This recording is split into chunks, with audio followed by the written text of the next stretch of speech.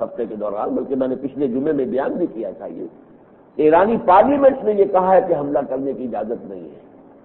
لیکن آج کا بیان یہ ہے کہ پاسداران انقلاب جو ان کا کہ ہم تو اشارے کے منتظر ہیں خامنہ ای کے، جیسے ہی وہ اشارہ کریں گے ہم 48 گھنٹوں کے اندر اندر افغانستان کو پیس کر رکھ دیں گے، طالبان کو کچل کر رکھ دیں گے۔ ویسے یہ کہ یہ تو خیر بڑھ ہے ان کی جو انہوں نے ہانکی ہے، کیا ہوگا یہ تو اللہ جانتا ہے، میں کچھ نہیں کہہ سکتا کیا نتیجہ ہوگا، صرف یہ مجھے بہرحال معلوم ہے کہ ان کی ٹرینڈ آرمی ہے، ان کے بہت سے اعتبارات سے ان کا پلڑا بھاری ہے، لیکن افغان بھی کوئی معمولی شے نہیں ہے، وہ لوہے کے چنے ہیں اور انہوں نے روس کے ساتھ بھی ٹکر لی ہے، جانیں دی ہیں بے شمار۔ اس حوالے سے یہ کہ آسانی کے ساتھ یہ مسئلہ طے ہو جائے جو یہاں ادھر سے کہا گیا 30 برس تک جنگ جاری رہے گی، میں سمجھتا ہوں کہ وہ بات صحیح ہے۔ یہ تو ہو سکتا ہے کہ جیسے 3 مرتبہ ہوا ہندوستان کی تاریخ میں کہ انگریزوں نے حملہ کیا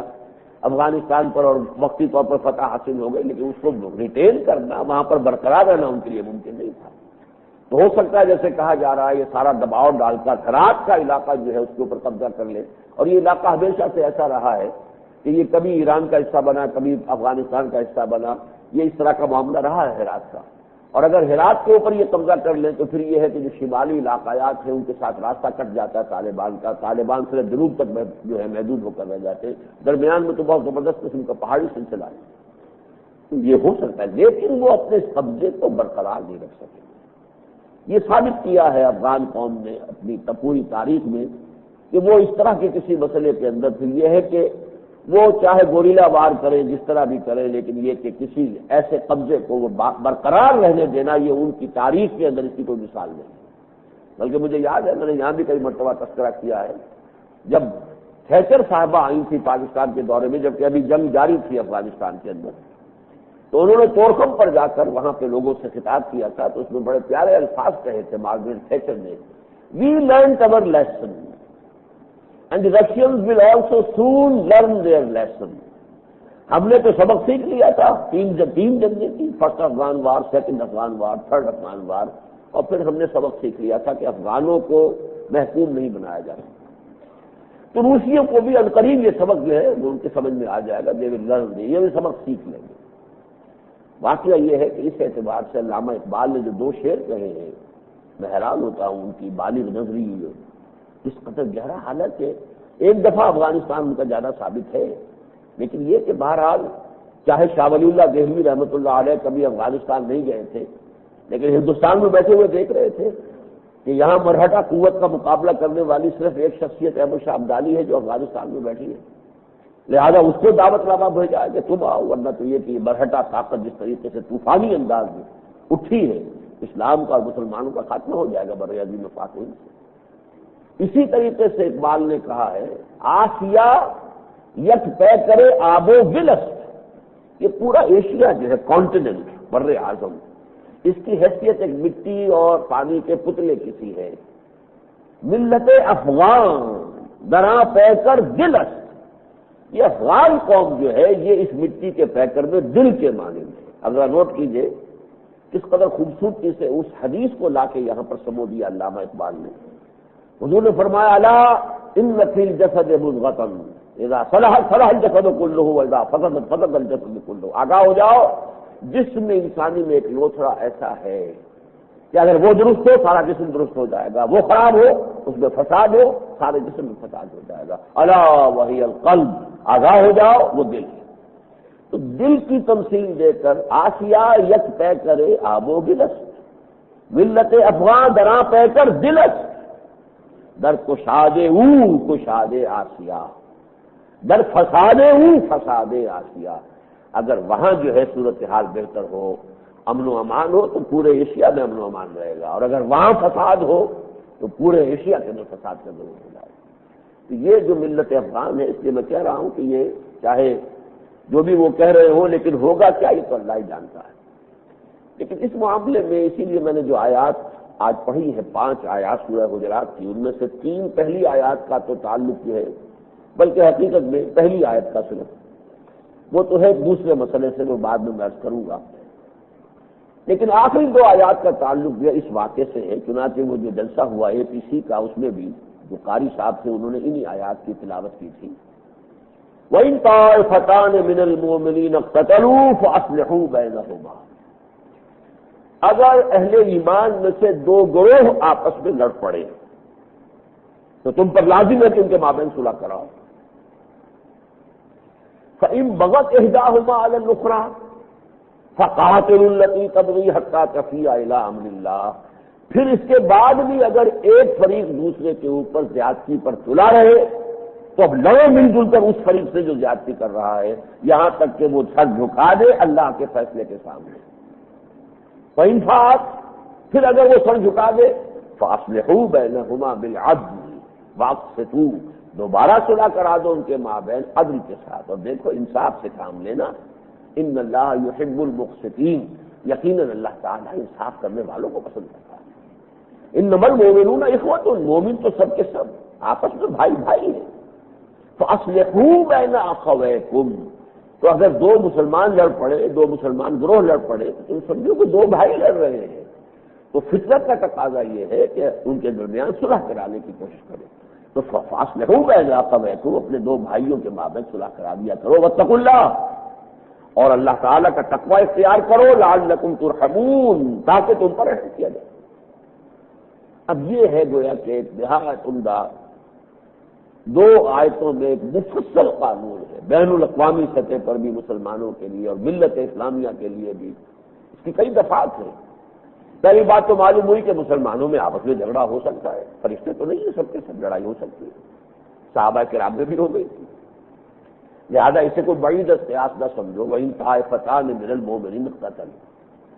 دوسری دفعہ کیا ہے کہ ہاں اب یہ فرض ہے پوری امت کا کہ انہیں صلح کرائے. ان ڈفرنس کا رویہ درست نہیں ہے کہ ہم کیا جی آپس میں جانے ہیں، یہ نہیں، یہ غلط. اس کا تو مطلب یہ ہے کہ پھر جو اس ملی جو فرض ہے، ذمہ داری ہے، اس سے آپ کرنی کترا رہے ہیں. عام طور پہ آدمی کرنی کتراتا ہے صاحب یہ دو بھائی ہیں، یہ پھر ایک ہو جائیں گے اور ہم برے بن کر رہ جائیں گے بیچ میں. لیکن یہ ہمیں یہ ایٹیٹیوڈ اختیار کرنے کی اجازت نہیں ہے. جو صحیح بات ہے کہو اور ان کے درمیان صلح کراؤ، یہ تمہاری ذمہ داری ہے، یہ فریضہ ہے. نمبر 3، تیسری دفعہ پھر اس کے بعد اگر کوئی فریق زیادتی کرے، یا تو صلح کو ماننے سے انکار کر رہا ہے، یا صلح کرنے کے بعد پھر دوبارہ وہ ہاسٹیلٹی شروع کرتا ہے، تو اب وہ صرف اس فریق کے خلاف اقدام نہیں کر رہا، پوری امت مسلمہ کے خلاف کر رہا ہے. لہذا سب مل جل کر اس سے جنگ کرو، اس سے لڑائی کرو اور اسے مجبور کروں کہ وہ سر جھکا دے. اس لیے کہ جو صلح کی بات ہے گویا کہ وہ امر اللہ ہے، وہ اللہ کا حکم ہے، اللہ کی بات ہے. اس صلح کی بات کو اتنا ایگزالٹ کیا گیا، اتنا اونچا کر دیا گیا کہ اسے امر اللہ قرار دیا گیا. فَإِن فَاءَتْ فَأَصْلِحُوا بَيْنَهُمَا بِالْعَدْلِ وَأَقْسِطُوا، اگر وہ سر جھکا دے امر اللہ کے سامنے تو پھر یہ ہے کہ دوبارہ صلح کرا دو. اور دیکھنا اب چونکہ اندیشہ ہے کہ تم نے سب مل کر ایک دوسرے فریق کے خلاف جنگ کی تھی، کہیں ایسا نہ اس پر زیادتی ہو جائے. بہرحال وہ مسلمانوں میں کا ایک فریق ہے. اب بھی یہ ہے کہ انصاف کا دامن ہاتھ سے نہ چھوٹنے پائے. بالعدل فَإِن فَاءَتْ فَأَصْلِحُوا بَيْنَهُمَا بِالْعَدْلِ وَأَقْسِطُوا، اور دیکھو انصاف سے کام لو. ان اللہ یحب المقسطین، یقیناً اللہ تعالیٰ تو انصاف کرنے والوں سے محبت کرتا ہے. اور اس کے ساتھ فرمایا جو اصل روح ہونی چاہیے وہ اگلی آیت میں آ گئی، انما المؤمنون اخوۃ فاصلحوا بین اخویکم. مومن تو سب آپس میں بھائی بھائی ہیں، تو تم ان کے درمیان صلح کرا دیا. یہ آیات جو ہے اگرچہ ان کا کانٹیکسٹ بہت مختلف ہے، آج کے حالات پر ان کا 100% انطباق نہیں ہوتا. اس کی وجہ کیا ہے؟ اس وقت ایک امت تھی، امت کا ایک نظام تھا. آج تو ایک امت ہے نہیں، جیسے کہ میں نے تو مخاطب کون ہے اس کا؟ ہو از بینگ ایڈریسڈ؟ کون صلح کرا؟ تو بے شمار ملک ہے، کون صلح کرا؟ کون ہے وہ امت جس سے یہ خطاب کیا جا رہا؟ قرآن مجید کی بہت سی آیات سے اس اعتبار سے کہ وہ کانٹیکسٹ جو ہے اس سے ہٹا کر جب ان کو زیادہ جنرلائز کر دیا جاتا ہے تو پھر بڑے دور از کار جو ہے نتائج بھی اخذ کیے جا سکتے ہیں. لیکن بہرحال ایک اصولی طور پر ہدایت تو یہ ہمیشہ رہے گی مسلمانوں کے لیے کہ اس کو اپنے سامنے رکھیں ایک اصولی ہدایت کے طور پر، چاہے کانٹیکسٹ وہ نہیں ہے. یہاں تو صورت یہ ہے کہ OIC ایک نام نہاد چھوٹا سا ادارہ مسلمانوں کا ہے، آرگنائزیشن آف اسلامک کنٹریز، اس کا چیئرمین تو خود ایران ہے، وہ تو فریق ہے. اب کیا ہوگا؟ سب سے بڑھ کر کوشش ہم کر رہے ہیں پاکستان، ہمارا کیونکہ تعلق ایران سے بھی ہے، افغانستان سے بھی ہے، فی الوقت جو ہے افغانستان سے ہمارا تعلق زیادہ گہرا ہو گیا ہے، ویسے بھی یہ کہ ہم سے قریب تر بھی وہ ہیں، لیکن انہوں نے ہمیں بھی فریق بنا دیا ہے۔ وہ تو جو نعرے لگے ہیں پاکستان کے خلاف، اور جو وہاں کا آرتھوڈاکس ایکسٹریمسٹ طبقہ اس نے کہا پہلے پاکستان کی خبر دو، اس لیے کہ یہ طالبان جو ہے پاکستان کے کھوٹے پر ناچ رہے ہیں، لہذا ان کی خبر لینے سے پہلے پاکستان کی خبر لینی ضروری ہے۔ اب یہ چیزیں ہو رہی ہیں تو ہم بھی فریق بنا دیے گئے۔ یہی وجہ ہے کہ پہلے ہمارے جو ہے وہ جو وزیر خارجہ جو ہیں، جو وزیر مملکت ہیں وہ گئے، پھر ہمارے وزیر گئے وزیر خارجہ، لیکن وہاں کی قیادت مطمئن نہیں ہوئی۔ ہم نے جو بھی کچھ وضاحتیں کی ہیں وہ مطمئن نہیں، صاف آ کے انہوں نے اعلان کیا وہ مطمئن نہیں ہے۔ یہ صورتحال ہے کہ جو انتہائی جو ہے گمبھیر ہو چکی ہے، اور ان آیات پر عمل کی اس شکل میں تو اب کوئی صورت نظر نہیں آ رہی کہ امت مسلمہ بیچ بچاؤ کرا سکے۔ کہاں ہے وہ امت مسلمہ؟ وہ آئی سی ہے تو اس کے صدر تو خود وہ ہے چیئرمین، اس سال کے چیئرمین ایران ہے۔ پاکستان جو اس میں کچھ پارٹ پلے کر سکتا تھا وہ اس نے کسی کوشش نہیں کی ہے، کر رہا ہے۔ اب یہ بیچاری اے پی سی نے بھی طے کیا کہ ہم اپنا ایک وفد بھیجیں گے، لیکن پاکستان کی آفیشیل وفد کی وہاں پذیرائی نہیں ہوئی۔ ٹھیک ہے، ایک اخلاقی دباؤ تو ہو سکتا ہے کہ یہ وفد جائے اور جا کر کچھ مصالحے کی کوشش کرے تو شاید کچھ ہو جائے، لیکن یہ کہ بظاہر حال اس کے آثار نظر نہیں آ رہے۔ تو اگرچہ یہ آیات ایک درجے میں ریلیونٹ ہیں،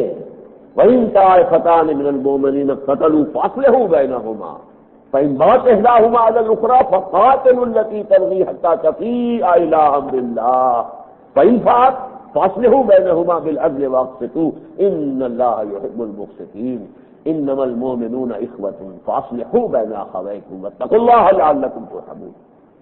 لیکن اس وقت جو صورتحال ہے، جیسا کہ میں نے عرض کیا کہ ان آیات پر تو عمل کی کوئی مؤثر صورت تو کم سے کم یہ کہ نظر نہیں آ رہی، تو اب کیا کیا جائے؟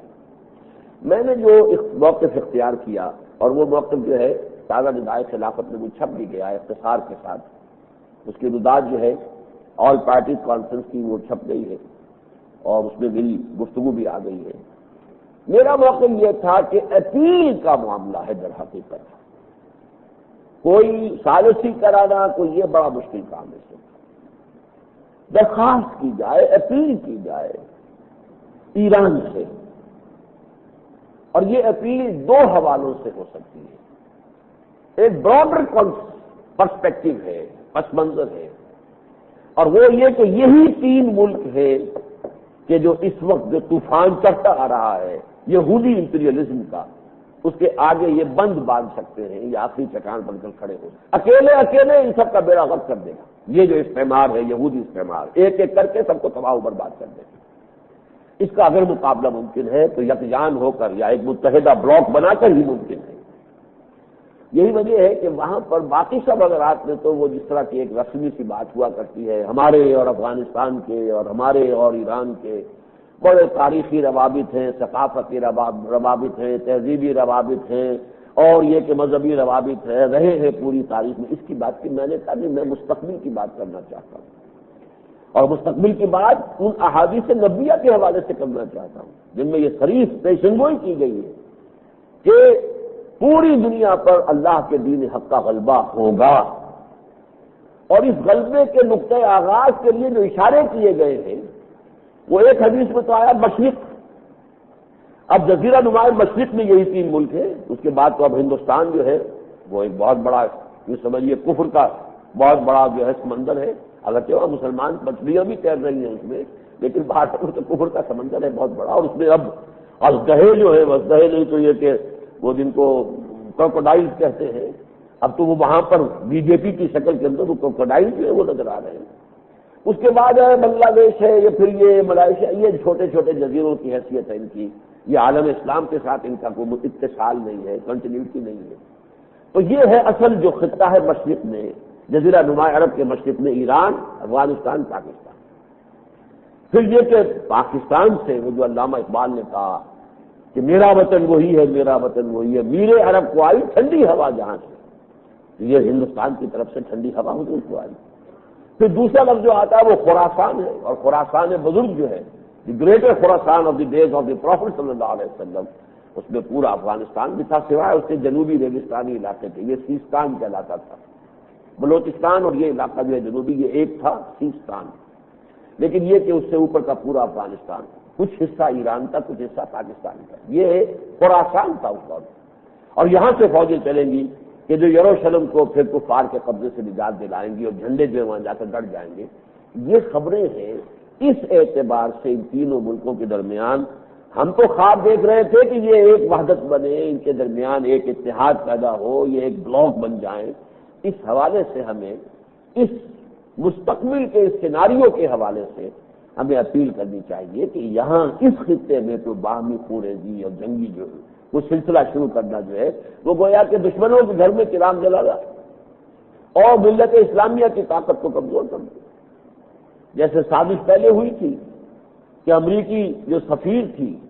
گلاس پائی عراق میں، اس نے صدام حسین کے لیے ایک دام بچھا دیا، دام کہتے ہیں جال کو، صدام کے لیے دام بچھایا اور وہ اس کے اندر پھنس گیا، کویت پر حملہ کر بیٹھا، اور اس کے بعد جو حشر اس کا کیا ہے، جو برکس نکالا ہے، جو اگلا پچھلا کھایا پیا جو ہے وہ اگلوایا ہے، اور ابھی تک وہ سلسلہ ختم نہیں ہوا۔ ہزارہ بچے وہاں پر جو ہے خوراک کی کمی کی وجہ سے، ادویات کی کمی کی وجہ سے ہلاک ہو رہے ہیں، لیکن پوری دنیا جو ہے وہ دیکھ رہی ہے ٹک ٹک دیدم دمنا کشید، یہ سب کچھ ہو رہا ہے اس لیے کہ اس کے ایٹمی دانت نکلنے کا اندیشہ تھا۔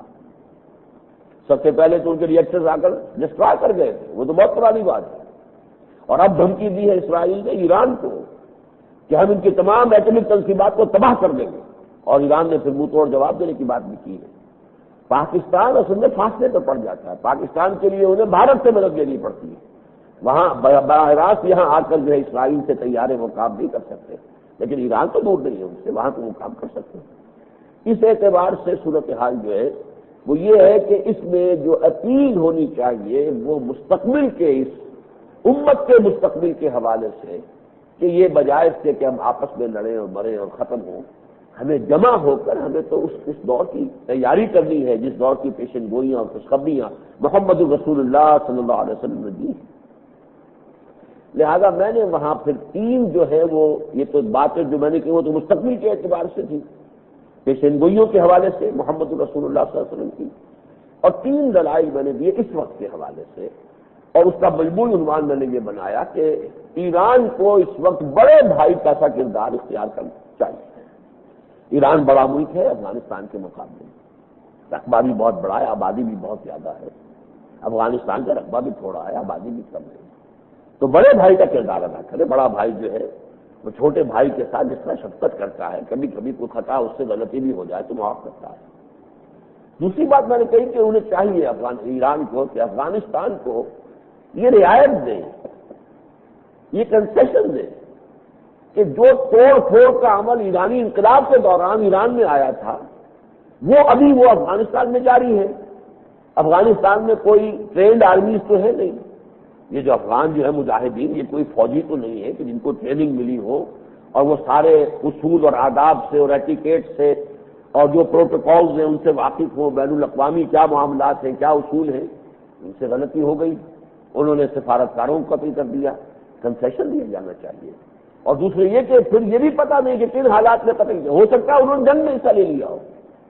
ان کی طرف سے اپالوجی بھی آ چکی ہے، انہوں نے معذرت بھی کی ہے، اب طالبان نے یہ بھی کہا ہے کہ ہم اس کے لیے تیار ہیں، غیر جانبدار کوئی کمیشن، بین الاقوامی کمیشن آ جائے تحقیقات کر لے، پھر جو بھی اس کے مجرم ٹھہرے گے انہیں ہم سزا دیں گے، یہ ساری باتیں کرنے کے لیے تیار ہیں، مذاکرات کی بار بار بار بار بار بار پیشکش کر رہے ہیں،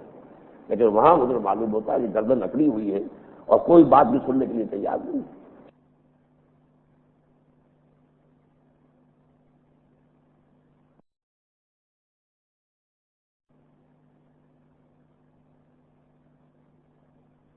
یہ طرز عمل تو درست نہیں ہے۔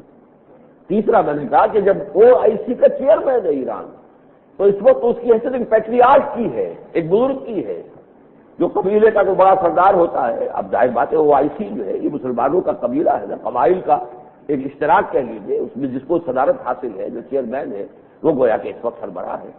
تو اس کو تو بہت ہی میگنینمٹی کا اور بہت ہی وسعت ظرف اور وسعت قلب کا ثبوت دینا چاہیے۔ اس حوالے سے اپیل کا راستہ ہے صرف ہمارے پاس، یا اپیل ان سے اور یا دعا اللہ تعالیٰ سے، تیسرا کوئی راستہ مجھے نظر نہیں آ رہا۔ اس بات کو اچھی طرح سمجھ لینا چاہیے، یہ جو نیو ورلڈ آرڈر ہے، یہ جو استعمار جدید ہے، اس نے پہلے طالبان کو سپورٹ کیا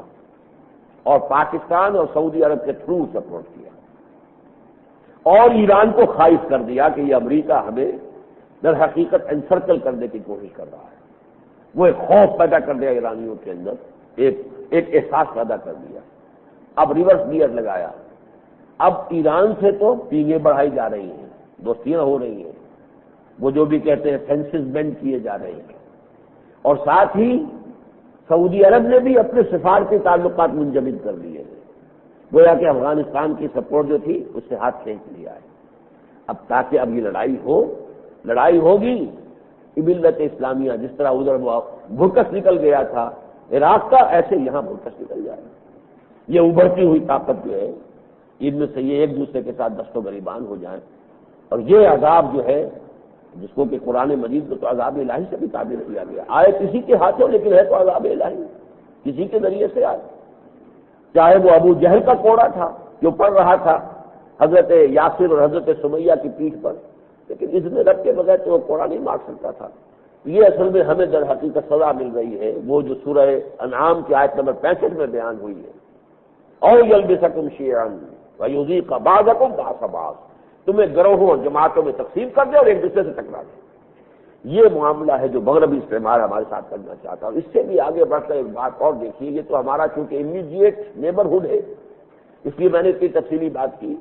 یہ مغربی استعمار یہی کھیل مغربی ایشیا میں کھیل رہا ہے. ترکی نے اسی طریقے سے اپنی افواج لا کر شام کی سرحد پر جمع کر دی،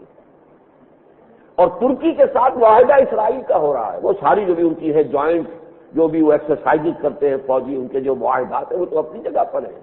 اس سے بھی بڑھ کر چونکہ دریا دجلہ اور فرات دونوں کے منبع جو ہیں وہ ترکی میں ہیں، وہاں سے نکل کر عراق میں آتے یہ دونوں دریا، وہاں بند باندھ کر وہاں کا پانی پائپوں کے ذریعے سے اسرائیل کو سپلائی کرنے کا منصوبہ بن رہا ہے. نتیجہ کیا ہوگا؟ عراق ڈیزرٹ میں تبدیل ہو جائے گا اور اسرائیل جو ہے باغ و بہار ہوگا. اور یہ کس سے کروا رہا ہے؟ ایک مسلمان ملک سے، ترکی سے. جیسے اس وقت ایک مسلمان ملک ایران کو کھڑا کر دیا ہے، وہ 2.5 لاکھ اپنی فوج اور 70-75 ہزار پاسبان لے کر آ گیا ہے، اور رینیوڈ ان کی ایکسرسائز کل سے شروع ہو چکی ہے، اثر نو ایکسرسائز کا آغاز ہو گیا. جیسا کہ میں نے عرض کیا اور اسلم بیگ صاحب نے میری تائید کی کہ واقعی شدید خطرہ موجود ہے. ان حالات میں جیسا کہ میں نے عرض کیا کہ ہمارے لیے تو ایک ہی چارہ کار ہے کہ اے خاصہ خاصان رسول وقت دعا ہے، امت پہ تیری آ کے عجب وقت پڑا ہے، وہ دین جو بڑی شان سے نکلا تھا وطن سے، پردیس میں وہ آج غریب الغربا ہے. ہم خواب دیکھ رہے تھے کہ یہ تینوں ملک یکجان ہوں، لیکن ہو بظاہر فوری طور پر شکل یہ نظر آ رہی ہے. اگرچہ ایک خواب نے وہ مسلکن تو شیعہ ہیں، آغا مرتضیٰ پویا، ان سے میری ایک ملاقات پہلے ہوئی تھی اسلام آباد میں، تو انہوں نے اس وقت جب میں نے یہ بات کہی تھی پاکستان، ایران، افغانستان کی، تو انہوں نے کہا تھا جی بالکل آپ سے مجھے اتفاق ہے کہ PIA ہی میں حل ہے سارے مسائل کا. تو میں حیران ہوا، یہ PIA تو ہماری ایئر لائن کا نام ہے، اس میں کون سا حل آ گیا؟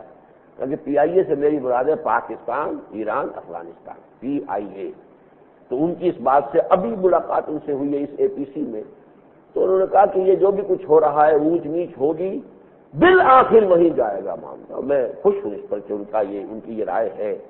کہ جو خواب میں دیکھ رہا ہوں ان کی بھی رائے بالآخر کچھ ٹھوکریں لگ جائیں کچھ، لیکن سبق یاد آ جائے گا، سبق سمجھ میں آ جائے گا. امید ہے کہ یہ کچھ نہ کچھ ٹھوکریں کھانے کے بعد جو ہے شاید ہوش آ جائے، عقل آ جائے. تو یہ عزم تیرا سعی سے دمساز ہو کیوں کر،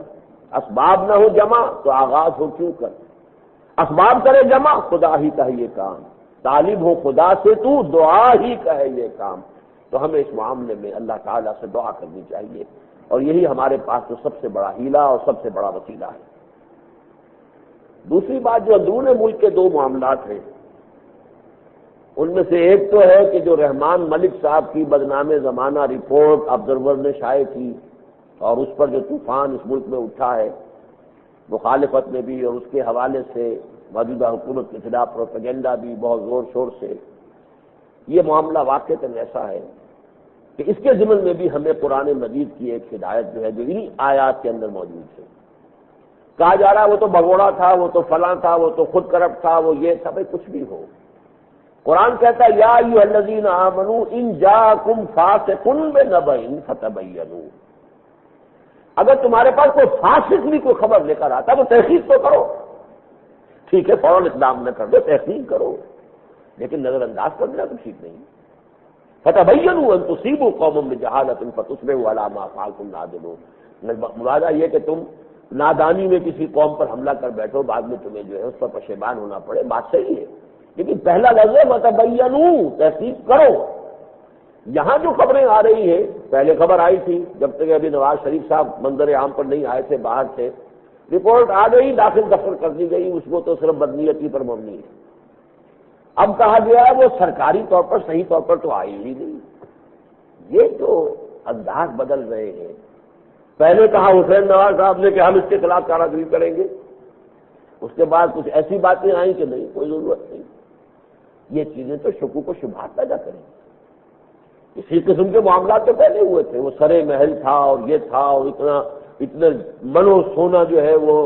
لے گیا، یہ زرداری اور یہ ہو گیا اور وہ ہو گیا، یہ سب کچھ آخر تھا۔ جب ان سے کہا گیا تھا کہ مقدمہ دائر کرو، ان کا یہی جواب جو اب یہ دے رہے ہیں کہ نہیں، کیا ضرورت ہے مقدمہ دائر کرو۔ کسی نے بہت خوب کہا ہے کہ وہ تو عدالتیں ایسی ہیں، وہاں سے تو مولانا کوثر نیازی صاحب نے بھی دنڈ وصول کیا تھا، اور کسی اور ایک صاحب نے بھی، چودھری ظہور الہی صاحب نے بھی ہرجانہ وصول کر لیا تھا۔ برطانوی عدالتیں ہیں، یہ عدالتیں پاکستان کی تو نہیں ہیں۔ بہرحال انہوں نے اپنا رول آف لا کا ایک معیار قائم کیا ہوا، جاؤ سو کرو، مقدمہ دائر کرو، اور نہیں کرتے ہو تو پھر لوگ یہ سوچنے پر مجبور ہوں گے کہ دال میں کچھ نہ کچھ کالا ہے۔ اور خاص طور پر یہاں پہ میں صدر سارر صاحب، اگرچہ میں ان کی عزت کرتا ہوں، وہ تو شرع آدمی ہے، ان کی بڑی ہی مسنون جو ہے وہ داڑھی بھی ہے، لیکن یہ کہ جو طرز عمل وہ اختیار کر رہے ہیں وہ اس جو office of the president of Islamic جمہوریہ پاکستان کے یعنی شایان نشان نہیں ہے۔ میں ابھی اسلام آباد میں جو چرچے سن کر آیا ہوں، جس طریقے سے ان کا تذکرہ ہوتا ہے، تو مجھے وہ دن یاد آ گئے جبکہ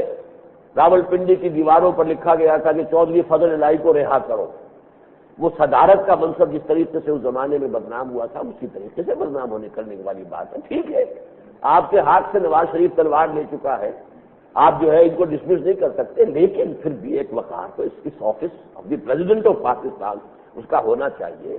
کہتے کہ ہاں رپورٹ آئی ہے، میں اپنے طور پر تحقیق بھی کروں گا، دیکھوں گا، اور اگر کوئی چیزیں ایسی ہوئی کہ جو قابل لحاظ ہے تو اس کے اوپر کارروائی بھی کی جائے گی۔ یہ کام جو ہے اس کا نہ کرنا جو ہے میرے نزدیک فتبینوا اس حکم کی منافی ہے، نفی ہے، تحقیق کیجیے۔ اور ظاہر بات ہے تحقیق کے بعد ہی پتہ چلے گا کہ کیا دودھ کتنا ہے، پانی کتنا ہے۔ دودھ کا دودھ اور پانی کا پانی علیحدہ کرنے کے لیے لازم ہے کہ اب اس رپورٹ کو اس طریقے سے جو ہے سمرلی ڈسمس نہ کر دیا جائے کہ بس کچھ نہیں ہے، کوئی نہیں ہے، نہیں ہے۔ یہ بات تو اب اور اخبارات اس ملک کے ہیں، چرچا کتنا ہو گیا ہے۔ اب ظاہر بات ہے یہاں عام آدمی اخبار پڑھتا ہے، اس کے ذہن میں نہ معلوم کتنے سوالیہ نشانات جو کھڑے ہو گئے ہوں گے۔ میں نے تو آج سے مہینہ ڈیڑھ مہینہ قبل جو خط لکھا تھا اور جا کر خود پڑھ کر سنایا تھا، خط بھی لے گیا اور خود بھی گیا، جا کر پڑھ کر سنایا، اس میں یہ تھا اگر آپ کے کوئی اثاثے باہر ہیں تو میں تو اگر کے ساتھ کہہ سکتا ہوں، لیکن یہ کہ یہاں تو آپ کو معلوم ہے قاضی صاحب بھی کہتے ہیں یہ بھی چور وہ بھی چور، لغاری صاحب کہتے ہیں یہ بھی چور اور ڈاکو وہ بھی چور اور ڈاکو، عمران خان بھی کہتے ہیں یہ بھی چور اور وہ بھی، سب کے سب اسی طریقے سے قاضی صاحب بھی کہتے ہیں میں اس طرح کے اپوزیشن لیڈروں میں نہیں ہوں، میں اس طرح کی باتیں نہیں کرتا ہوں، اور جب تک کوئی ثبوت میرے پاس نہ ہو میں کچھ کہنے کو تیار ہوں۔ میں تو اگر سے کہا تھا، اگر ہے تو آپ اپنی نیک نیتی کا ثبوت فراہم کیجئے اور وہ سارے چیزیں لے آئیے، کہتے ہیں ٹھیک ہے غلطی ہو گئی تھی، اس سے آپ کا ایک معیار قائم ہوگا۔ اب ایک طرف تو آپ شریعت جو بل لائے ہیں اور جو 15ویں ترمیم کا وہ معاملہ بعد میں آیا، اس سے جو کچھ آپ بننا چاہتے ہیں نظر آ رہا ہے، امیر المومنین بننا چاہتے ہیں تو امیر المومنین کا حقدار، وہ ٹرانسپیرنسی بھی تو ہونی چاہیے، کرتے کا حساب دینے کے لیے بھی تیار ہونا پڑے گا۔ پھر خدا یہ کہ یہ باہر کے بینک اور باہر کے فلیٹ اور باہر کے یہ معاملہ اور اتنے اور بلینئرز کی فہرستوں میں آپ کا بھی نام شائع ہو رہا ہے۔ دنیا میں چیزیں چھپ رہی، دنیا تو اندھی نہیں ہے، بہری نہیں ہے۔ اور میں نے اس خط میں لکھا تھا کہ مجھے تو معلوم نہیں ہے، لیکن جن لوگوں سے آپ اس ملک کے جو سرمایہ دار ہیں ان سے کہتے ہیں اثار کریں اور چندہ دیں اور خود انہیں ساری فنڈ میں دیں اور فلاں میں دیں، انہیں تو معلوم ہے جو کچھ ہے آپ کا معاملہ، مجھے تو نہیں معلوم ہے، انہیں معلوم ہے۔ اگر آپ کچھ کریں گے تو پھر وہ ان کی طرف سے بھی کوئی پیش رفت ہوگی، لیکن یہ کہ اگر آپ نہیں کریں گے تو کوئی پیش رفت نہیں ہوگی۔ آپ وہ جو تھا کہ قرضہ مکاؤ اور ملک سنوارو، قرضہ ختم کرو، وہ بھی ٹائی فش ہو کر رہ گیا تھا۔ یہ خود انحصاری فنڈ بھی ختم ہو گیا ہے۔ وہ کشکول ایٹ کے جو ہے وہ ٹکڑے کیے تھے، توڑا تھا اسے، لیکن ہر ٹکڑا لیے گھوم رہے ہیں اب تو، کہیں کویت میں ہے اور کہیں اسلامک بینک میں جدہ میں ہے، کہیں اور ہے، IMF کے پاس ہے۔ یہ صورتحال جو ہے واقعتاً یہ ہے کہ اندرون ملک یہ خاص طور پر اس رپورٹ سے جو صورت پیدا ہوئی ہے وہ ایسی نہیں ہے کہ اسے ایسے ہی مسترد کر دیا جائے سرسری طور پر۔ اس پر پوری تحقیق اور پوری طریقے سے ڈٹ کر حکومت کو اور مقدمہ دائر کرنا چاہیے، جو ان کے پاس ثبوت ہے وہ سامنے آئے، ان کی وضاحت جو ہے وہ ہونی چاہیے۔ دوسرا مسئلہ جو ہے وہی جو شریعت بل کے نام سے جو پدوی جو ترمیم کا بل جو سامنے آیا ہے، اب اس پر نواز شریف صاحب نے واپس آ کر اثر نو کمر کسی ہے، اور یہ کہ وہ اس کو منظور کرانے پر تلے ہوئے۔ اپنی حد تک تو معلوم ہوتا ہے کہ ان کا پختہ ارادہ ہے کہ اس بل کو اسی حیثیت سے وہ منظور کرائیں گے، اور شاید اس کے لیے مجھے اندیشہ ہے کہ وہ عوامی سطح پر بھی کوئی ہنگامہ شروع کرا دیں۔ جس میں نے ابھی کل ہی رات غالباً ان کی تقریر دیکھی ہے ٹی وی پر جو انہوں نے کی ہے میاں چنو میں، غلام حیدر وانی صاحب کا جو ان کے برسی پر جلسہ ہوا اس کا انداز جو ہے اس میں مجھے نظر آ رہا ہے کہ ممکن ہے کہ وہ اپنے حامیوں کو اس بات پر بھی آمادہ